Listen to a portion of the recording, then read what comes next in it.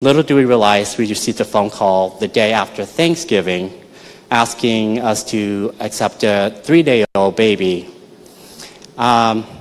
He was perfectly healthy, his family's homeless, and we said, okay, we'll accept the placement.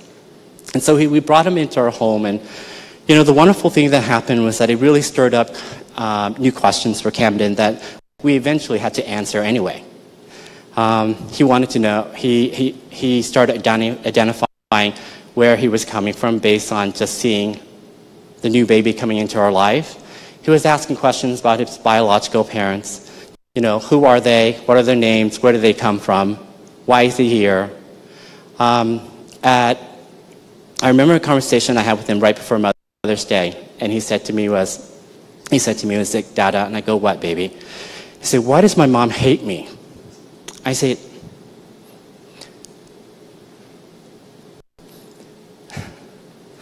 she doesn't hate you, she loves you. And she just made bad choices. And she can't take care of you. And because of that, it allows us to be able to love and care for you. And I said to him your daddy and dada and your mama and your family loves you so much. Is this enough for you right now? And he said yes. People talk about how, tell us how great we're doing, the things we're doing great for our boys, and the wonderful things that we're doing, and we appreciate all the compliment, but the fact of the matter is that the things we provide for these little children is no comparisons what they have given us to our lives. Like all children, they just make us better human beings. Thank you for listening to my story.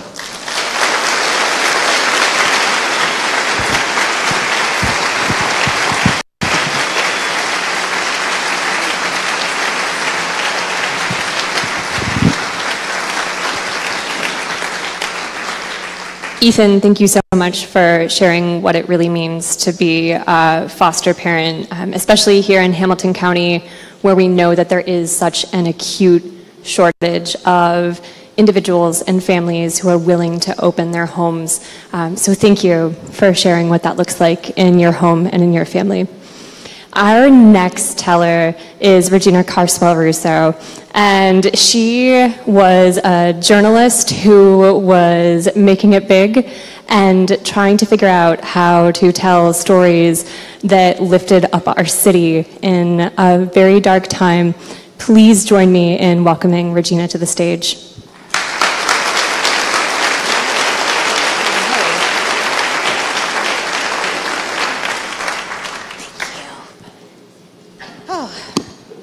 Good evening. Oh my God, they said that 200 people are in here. Good evening. All right, thank you so much. Before I start, first of all, Michael, can you come up here? Can someone make this a little lower for me? I know, thank you.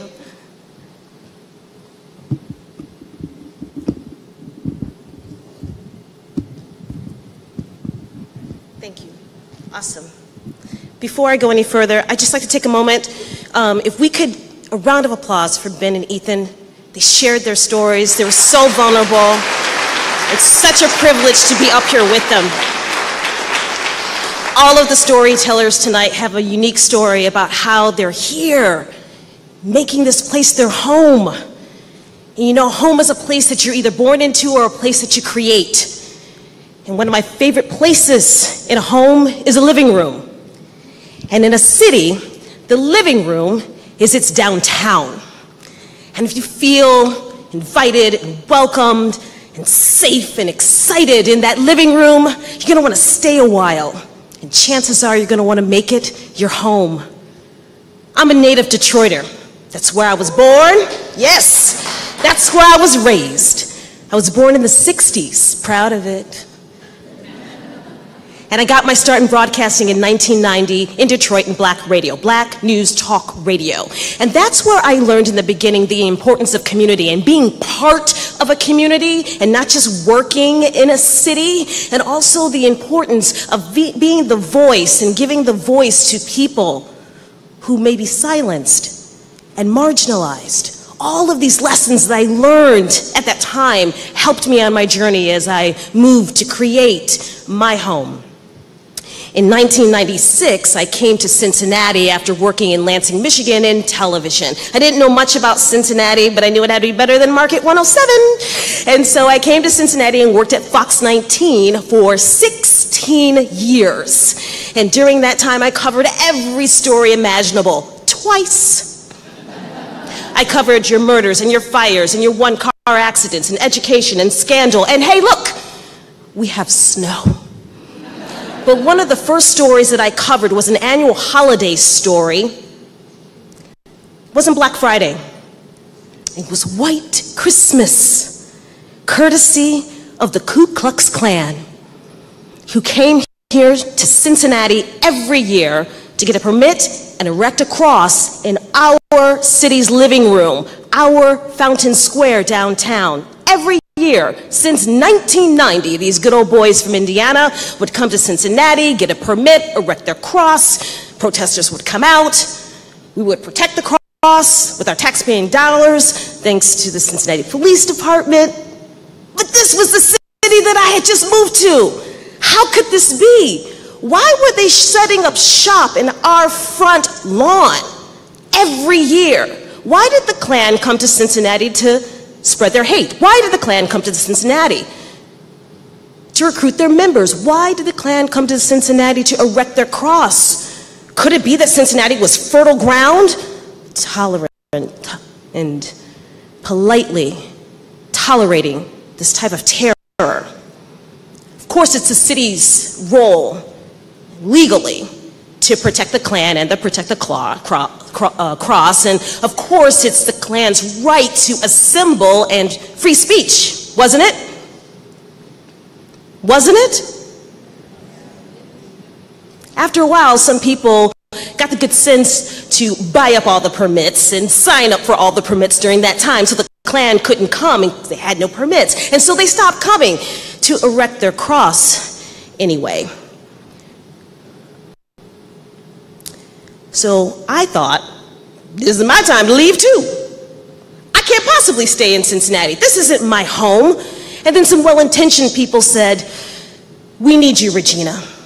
There's work to be done, Regina. There are positive, untold stories to be told here in Cincinnati, Regina. So I tried to stay because, you know, in every home, it's easy to leave when relationships are fractured. It's difficult to stay and find the good. So some years passed, and I continued telling stories about car accidents and crime and scandal, and we have snow. And then in 2000, I said, you know what? I'm gonna do something different. So I created this entertainment franchise called What's Hot with Regina. And every week I would go around the city once a week and I would just highlight the best and the best of the city, the most beautiful things, mostly in cultural arts. And most of them were right downtown. Music Hall, Aronoff Center, the ballet, the symphony, Taft Museum, all the festivals, all the conventions. And you know what? The viewers ate it up. They were hungry for positive stories in this city, the untold stories of the beauty all around them. But while I was telling these stories, other things were happening. Black men were continuing to die in police custody. Police-community relations were at an all-time low. Race relations, tensions were so high.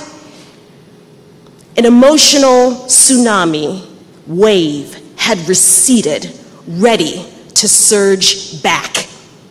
And I, as a reporter, had a front row seat to all of it. And then, Timothy Thomas. Timothy Thomas was the 15th black male to die by police or in police custody since I had moved to Cincinnati.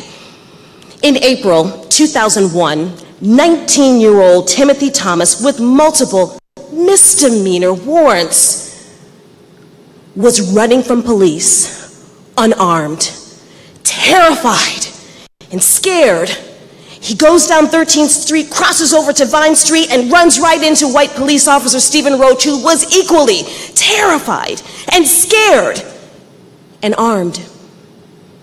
Timothy was shot and killed. The town erupts. Cincinnati is torn apart. 4 nights of rioting. Businesses shut down. Downtown businesses destroyed to the tune of $3 million worth of destruction. The Ohio State Troopers had to come in.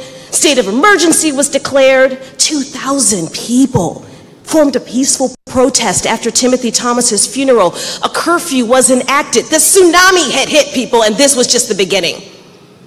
Groups of people organized an economic and convention tourism boycott. Bill Cosby, Smokey Robinson, Whoopi Goldberg were the first to cancel.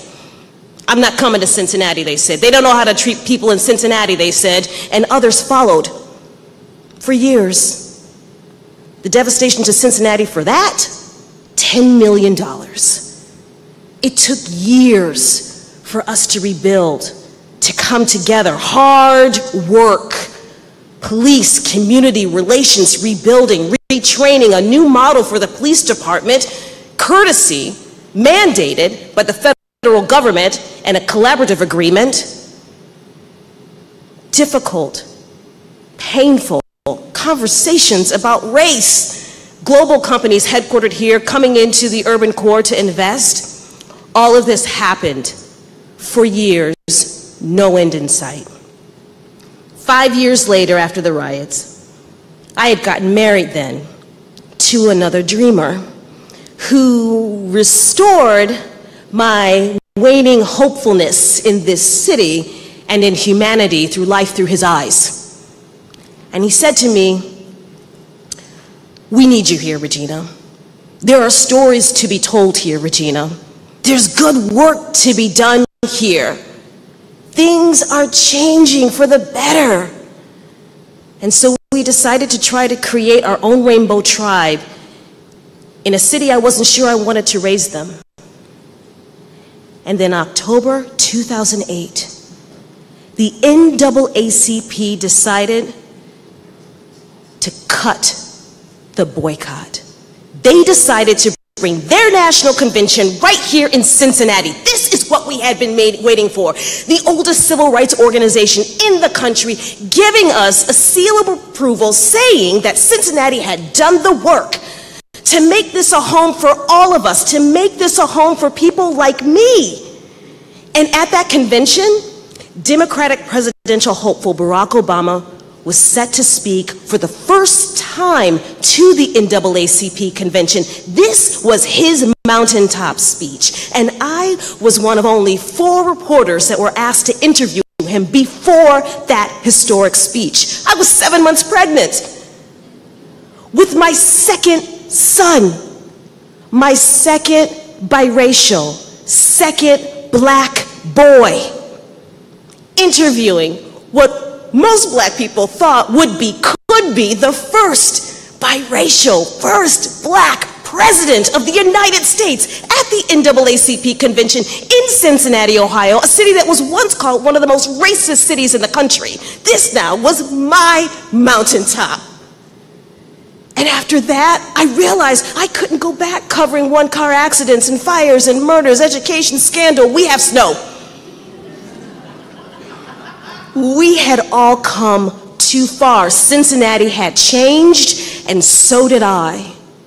And we were not going back. So today I have the privilege to help people tell their stories here in Cincinnati. I'm a writer, raising my family here in Cincinnati, and I work just blocks from the city's living room. Thank you.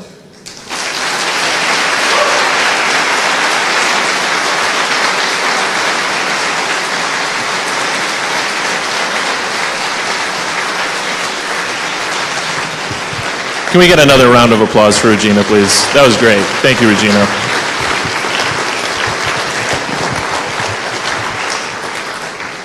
We're so thankful to have a little bit of your bird's eye view from your seat in the front and for you to share that with us, so we thank you.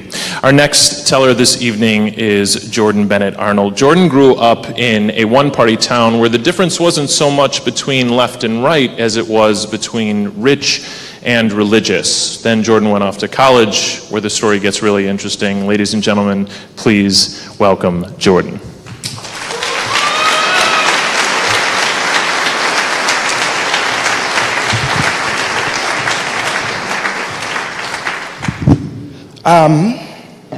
Good evening.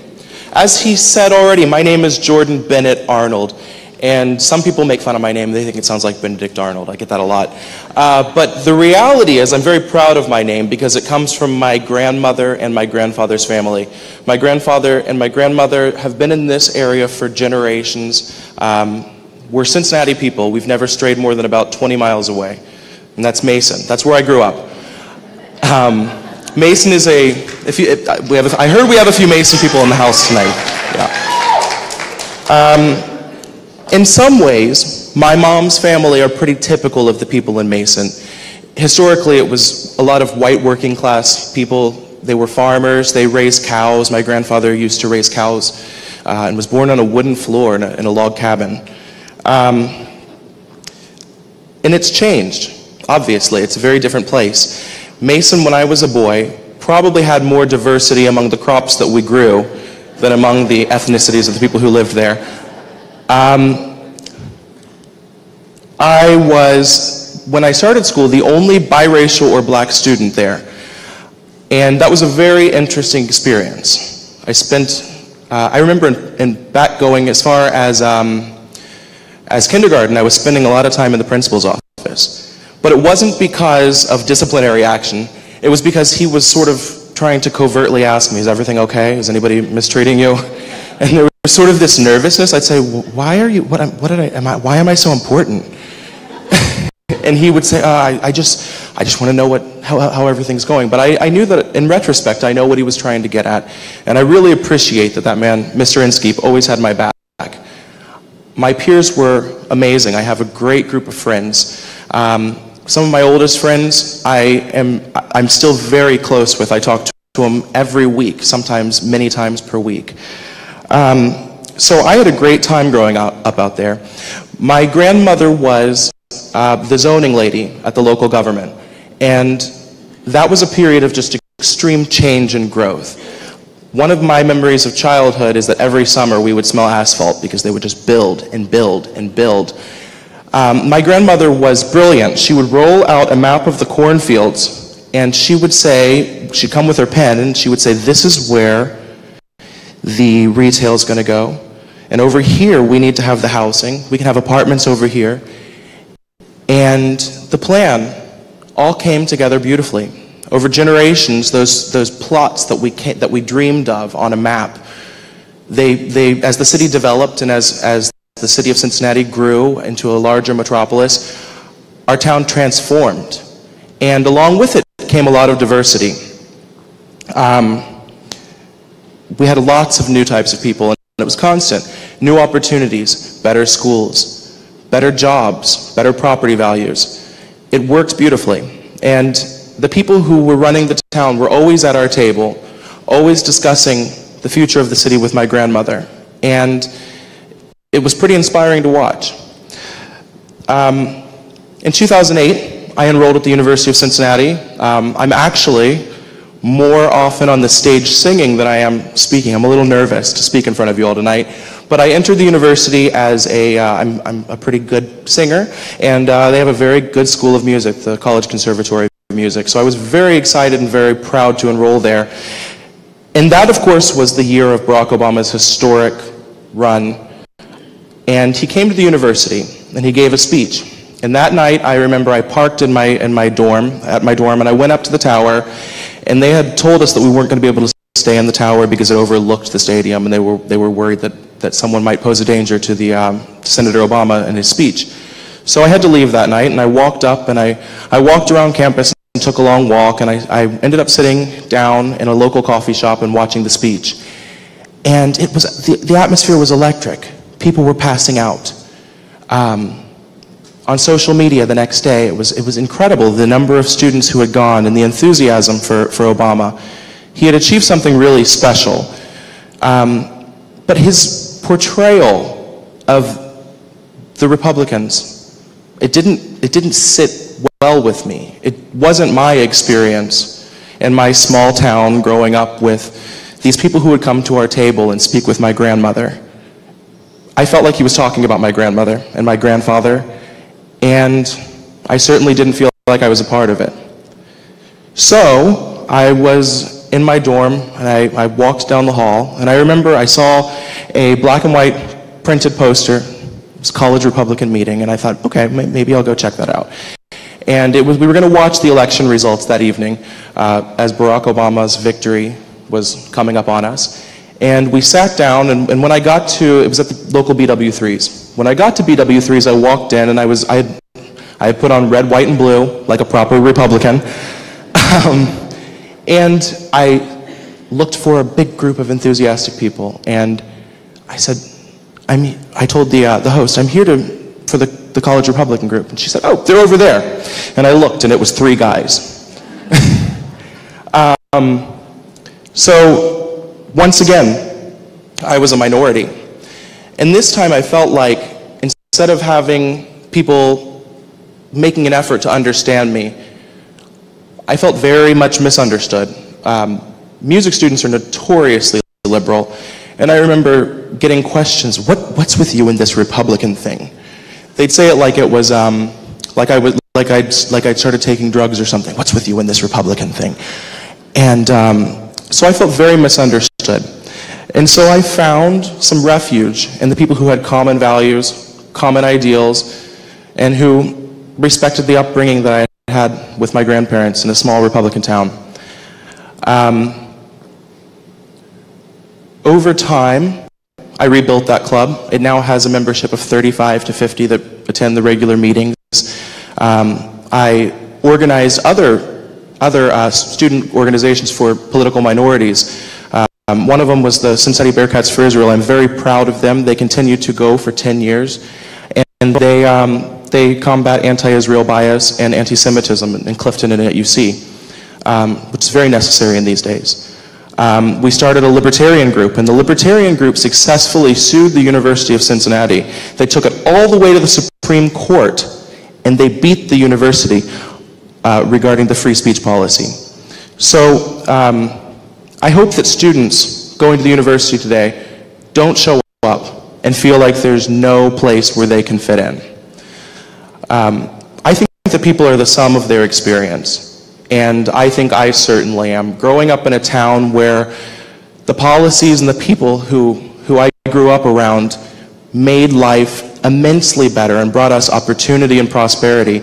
Growing up in a place like that, it's obvious why I believe what I believe in terms of my political persuasion. And I've begun writing about that to try to express those ideas to other people in a really honest way. I think that I've learned over the years that people, no matter who they are, no matter what their accent is, people all want the same things. America is great because of a sense of community and because you can speak your mind freely and know that you're not going to be abused. It's great because when we talk to each other and we try to understand where each other are from, we usually can end the conversation realizing that we have similar end goals. I grew up in a place and in a family that gave me a great amount of love. I had a great sense of community, and I think that's what everybody wants. Thank you.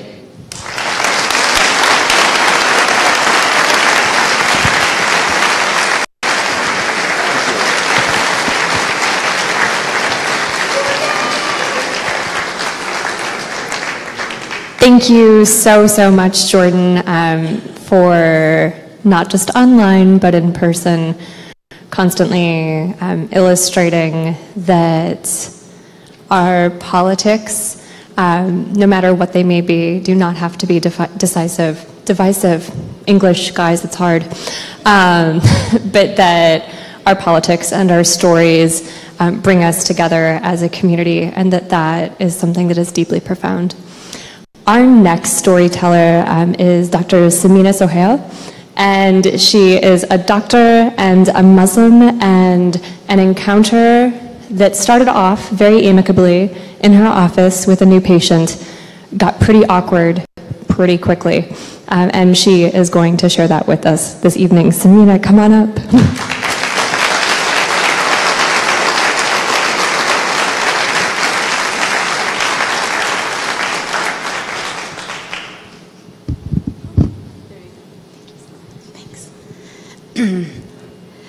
Hello.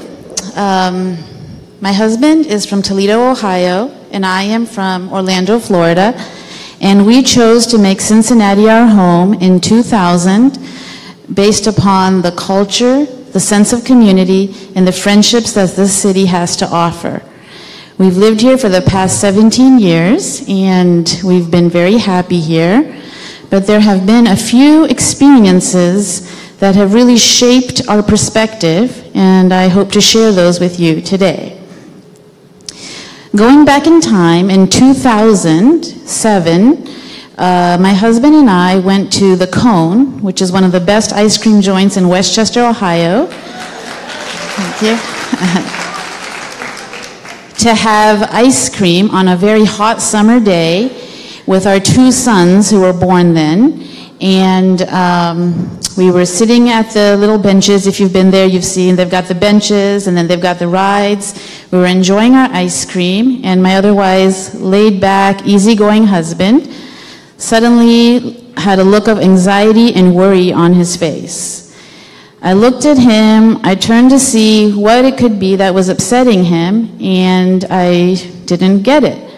I just saw a family much like us sitting there eating ice cream with their kids having a good day. After we went back into the car, I asked my husband, "Why were you upset?" And he said, "Look closely at that man's shirt." So I looked and I saw the words waterboard instructor on his shirt.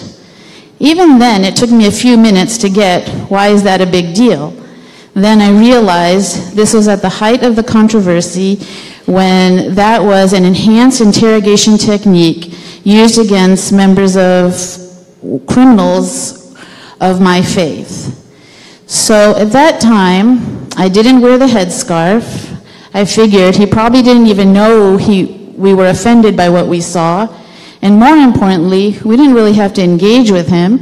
And so we could go about our day, and it was just an unpleasant memory. A few years later, I made the very personal decision to start wearing the headscarf. And once you do that, you're automatically different. So the experience has ranged from the Myers clerk asking me if I understood English when I was checking out my groceries, or being excluded from the game side chit-chat during soccer games, or even the double takes that my colleagues would make when I entered the doctor's lounge. It actually took me 6 months to have the courage to go to the doctor's lounge once I started wearing this scarf. But also, with time, I gained the confidence to wear this scarf, and a couple years ago, I would never believe that I could have been up here sharing my story with you all. So, progress has been made.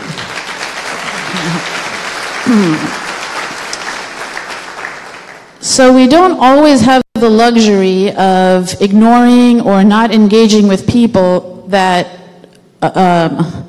make us upset or offend us. And last year, I think it was March, I was at work. I'm a family physician, and I have the luxury of seeing all kinds of patients in my practice. Young and old, rich and poor, black, white, and these days a lot of Nepalese. And it definitely makes for never a dull day. So one afternoon, I walked into the room and I met my new patient. He was a young guy in his late 20s. He had just acquired insurance through Obamacare, and he was very excited to finally have a physician to see. I talked to him, he gave me his history. His wife was pregnant and he wanted to quit smoking. He had recently had a screen at work, physical, and there he was told his blood pressure was high. So he wanted to know how to treat that. His grandfather had died of a stroke a few years before, and that's why he was there to see me. After the history, I had him sit on the exam table, and I noticed that he became very anxious and almost looked like he was scared. This too I was used to. Nobody likes a person, especially a physician, invading their personal space. So I tried to get him to relax, made some small talk, and started the exam. I checked out his eyes, his ears, his heart, his lungs, and then asked him to lay back on the table. Well, he was wearing a shirt that was tucked in, and when I was trying to pull it up to finish the abdominal exam, he really hesitated. And then he said, "Ignore the tattoo," just before I pulled up his shirt. And on his shirt, he had the words in big green letters right above his belly button, a tattoo that said, "White Power." So, this was not what I was expecting to see. I have never been so close to such a tangible expression of hate, and it took me a few minutes to gather my thoughts. What do I do now? But thankfully, he didn't talk about it, I didn't talk about it. We finished the exam, and I gave him the usual advice about how to quit smoking, how to reduce his salt intake, to get his blood pressure under control, and order the routine blood work that I give for new patients, with the advice to follow up with me in 3 months. After he left, I was pacing the hallway, and my staff asked me why I was so upset. With the usual drama that's involved with women working together, I recounted the whole story again, and as I was telling this, I was getting more and more worked up, to the point that my MA, which is my medical assistant, had to tell me, "Calm down, Dr. Sohail, otherwise we're going to have to check your blood pressure." So I calmed down. We didn't think he would really follow up with me. Why would he want to? Look at the way I look. And part of me was okay with that. The surprising thing is that he does follow up with me. He comes in every 3 months, we chit-chat, his blood pressure is now under control, and he has almost quit smoking. Now I go through that exam like it's nothing. I see the tattoo, we keep talking, and it's just another part of the exam. So, you know, I was able to get past my feelings about him. He was able to get past whatever feelings he had against people that were not white, and we had a relationship. Unfortunately, in this city, there's still some work that needs to be done as far as bridging divides. Last October, my sister-in-law was at the Liberty Center Mall. That is a beautiful outdoor mall with shops, restaurants, graders, a little park, and we love going there as a family. So one afternoon, she was leaving the Cheesecake Factory for a work meeting, and she was at the stop sign getting ready to cross the street. She looked both ways, as we're all taught to do when, you know, we go to school, look both ways before you cross the street. She didn't see anyone, and she started walking. All of a sudden, a man in a green SUV seemed to come out of nowhere, accelerated his car or truck towards her, and by the grace of God, quick reflexes and fast thinking, she stepped back and avoided being hit. And she saw, as he drove away, he was laughing and happy that he had intimidated a woman who was wearing a hijab.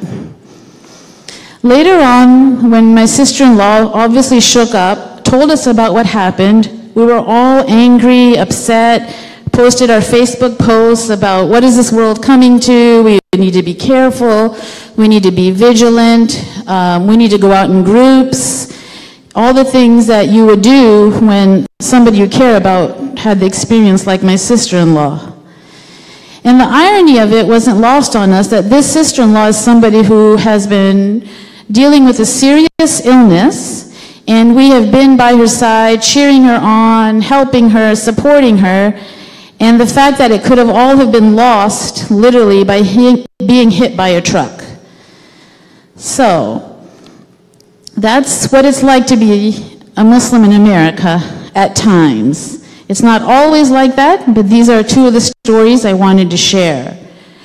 I often think back to that day, and I wonder, there were people that saw what happened to my sister-in-law, and nobody came and asked her if she was okay. They just went about doing what they were doing, and I often wonder why. Did they not understand what happened? Were they in a hurry? Maybe they didn't want to get involved and go to court, or maybe they just didn't care. Then I think about my patient and what he would have done if he was there. Would he care? Would he have gone to her side? Would he have helped a woman that looked like his doctor? Would he come to her and help her? And I sincerely believe that because he knows me as a human and I know him as a human, he would help her, and that is what makes all the difference. Thank you.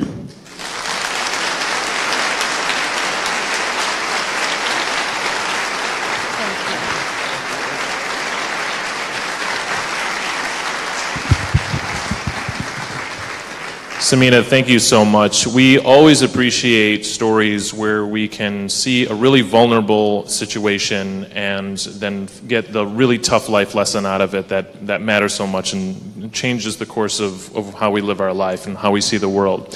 Our next speaker is Aftab Pureval. Aftab is going to ask us to question what's in a name. He's going to tell us a story about checking boxes and trying to figure out exactly where we put ourselves and where others put us as well. So please welcome to the stage Aftab. Thanks.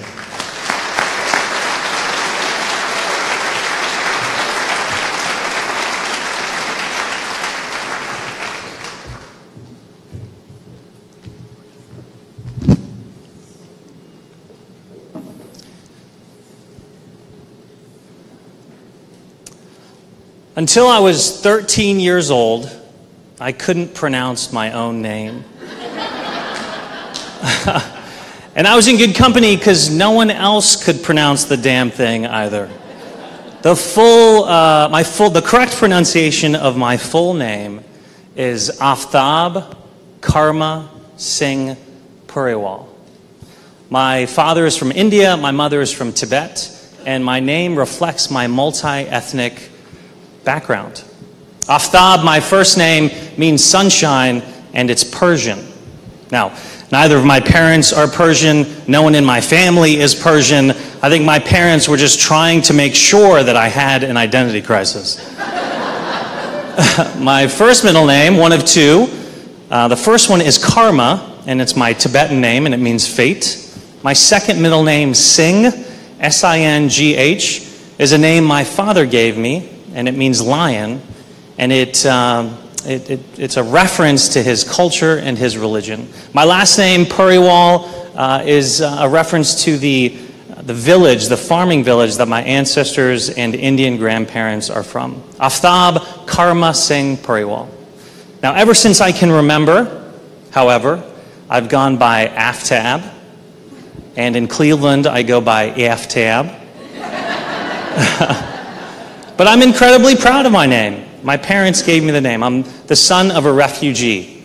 My mom was born in Tibet, and she was forced to flee her home country when the communist Chinese took over.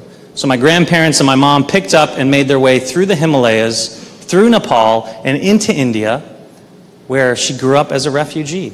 Against all odds, she got an education. She made it to college, where she met my eccentric dad. The young couple got married, and they wanted to come to to the New World. They wanted to come to the United States. So my dad looked at a map of our great country, and from sea to shining sea, to from California to New York, this man literally could have gone anywhere. And he chose Beaver Creek, Ohio.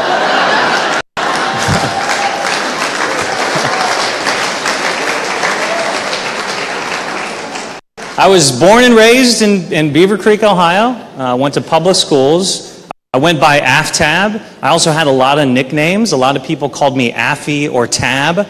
But again, pop culture plays a role with your nickname. So about 5 years ago, people started quacking at me because they thought it was hilarious to call me Aflac. More recently, people have taken to calling me Hashtag, which they also think is hilarious. They also think it's the first time I've heard it. But an anglicized pronunciation of my first name and nicknames were my attempts as a child to fit into a largely homogeneous community. But it didn't work. No matter how hard I pronounced the A in my first name, no matter how many nicknames I had, it didn't help me look like everybody else. And so I tried other things. After several fits and starts, I tried on other identities, hoping one would feel right, believing one would fit. But they never did. I tried to dress like a skater kid. I dyed my hair blue. That didn't work out. I tried to wear a bunch of Abercrombie and fit in with the cool kids. But again, that didn't work either. So I started believing what everyone around me was telling me, that I was Indian. In Dayton, if you're not East Asian, black, white, or Hispanic, you're Indian. And that identity worked for me because my father was Indian, and he played a really large role in my life. So I finished my primary education confident that I was Indian, believing that I was Indian, that I looked Indian. So I took that newfound cultural identity and that confidence to Ohio State for college. And there I am. I'm thinking, finally, I'm in a big city. I'm at a big school. I've got this huge, diverse population. I have all these Indian Americans. I can finally make some Indian friends. So I joined the Indian American Association, and I got really involved trying to meet as many brown students as I could. But for whatever reason, they were incredibly welcoming, incredibly friendly, but I couldn't help but think that the group was holding me at arm's length. I kind of dismissed it as my own insecurities, but then one day, while we were setting up for an event for the club, I said something in Hindi to the student next to me, and he looked at me utterly shocked. He didn't know that I was Indian. He didn't think I looked Indian. All the students in the group thought I was a very, very committed liaison from the Asian American Association. So imagine something with me. Imagine that you think you look a certain way. Imagine that you think you look like a community of people, that you feel entitled to fit in with that community of people. What happens when you realize you're wrong? That the way you think you look is wrong? That the very community you believe you belong to disagrees with you? What happens then? Where in this big, beautiful world do you fit in? It can be incredibly hard. I mean, what am I? Am I an American? Am I a Tibetan? Am I an Indian? And of course the answer is yes. But that convenient, pithy answer doesn't help me confront some very real issues and some very real questions that I have today and that I'll have to face in the future. For example, what languages will I teach to my children? What religion will they be? Will one or both of my parents' cultures die with me?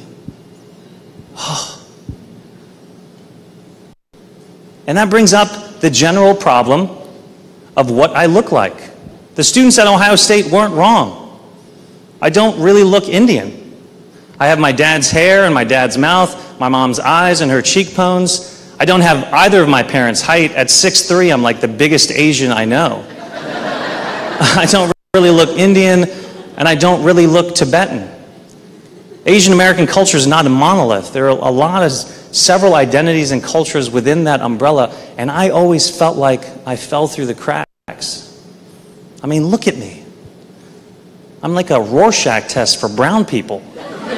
Every time I meet someone new, they project their ethnicity onto me. I've been told I look Thai, I've been told I look Hawaiian, Chinese, Nepalese, all the things that I'm not.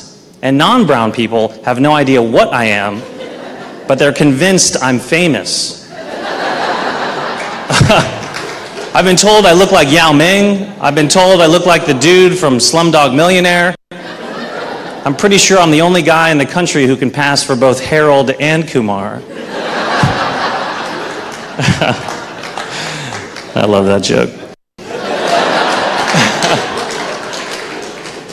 But if it was a cosmetic problem, it wouldn't be a big deal, right?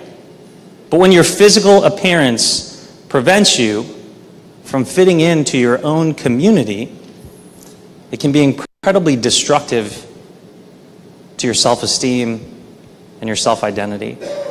It can leave you feeling lonely and ill-fitting. And I think it's because of that, particularly in my younger years, that I was going through life untethered by identity or by self, moving from place to place every few years.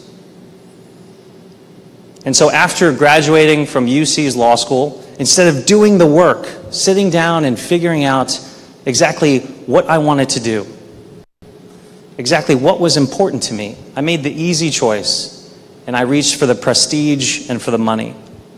And I took a job at a large law firm in Washington, D.C. And after moving to D.C., I soon realized that I was miserable. Because you take yourself wherever you go.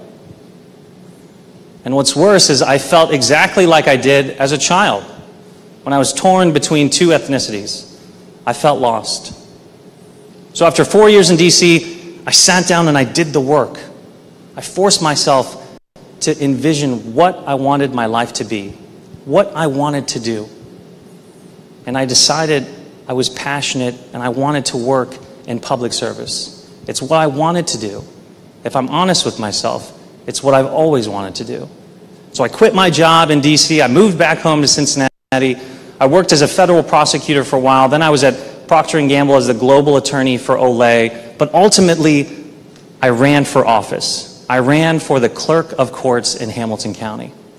Now, right off the bat, after deciding to run, I had a few problems. Number one, a Democrat hadn't held the clerk of court seat in over 100 years. That's a long time. I don't know why y'all are clapping. That's like, it's a long time. Number two, my opponent was the Republican incumbent, incredibly well known. She looked unbeatable. And number three, no one had any idea who I was. And I'm a brown dude named Aftab. So when I was telling people about this plan, they were like, what are you thinking? Why on earth would you do that? Why would you run for an office no one's ever heard of against an opponent that can't be beat in conservative Hamilton County? And to do all of that, you have to leave a career at P&G? Are you crazy? And that was just my mom. I think she's still holding out hope that I make it to med school one day. Brown people in the room know what I'm talking about. My fiance, Dr. Whitney Whitus, is here in the house. Welcome, Whitney. So my mom was like, obviously really proud that we ultimately won the clerk of courts race, but she is very proud that I am marrying a doctor. So, incredibly proud. Thank you. Thank you for being here. But I was really proud of our campaign. I was really proud of the fact that we were elected. And I'm so honored to have the opportunity to fulfill my dream and serve as a public servant here in Hamilton County. But the campaign and running for office was critically important to my own story too. Because running in a county as diverse as Hamilton, you learn a few things.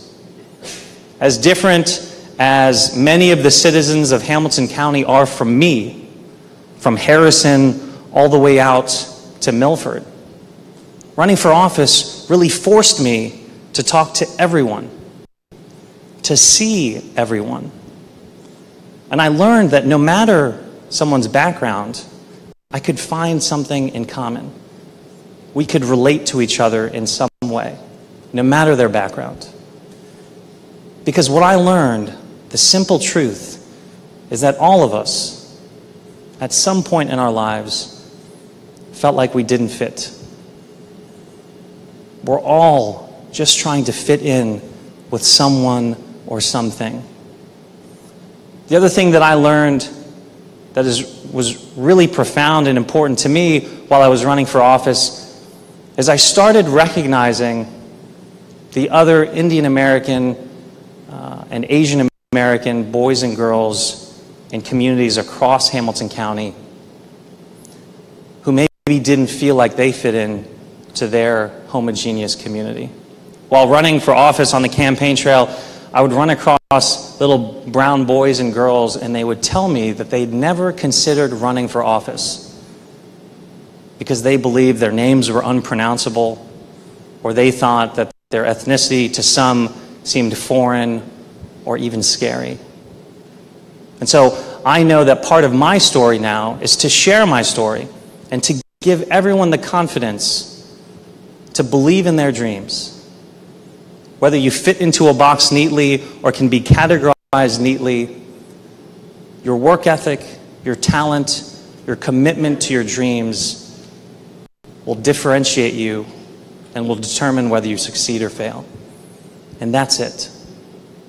But ultimately, I'm just incredibly thankful because in one generation, my family went from being refugees to being elected in public office. And that story only happens right here in this community and in this country. And that's my American story. Thank you.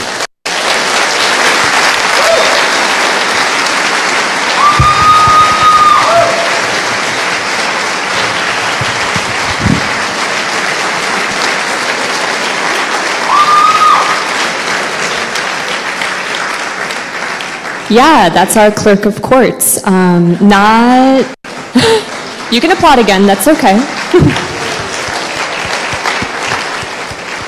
Not all of us get to have the confidence of being 6'3", but hopefully as America becomes a more demographically diverse place, we can all become a little less preoccupied about sorting one another into very, very tiny boxes. We want to thank everybody. We want to thank all of our tellers. We want to thank all of those watching on Facebook. You can catch us at our next stop, which will be in Des Moines on August 16th. Mm-hmm. Thank you all. We know that your time is your most precious commodity, and you chose to spend that with us tonight, and we take that very, very seriously. Thank you for your time, and wow, yes, go ahead, applaud. That's great. Thanks.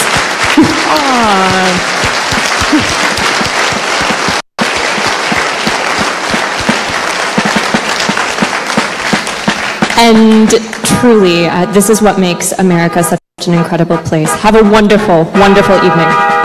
Thanks, everyone.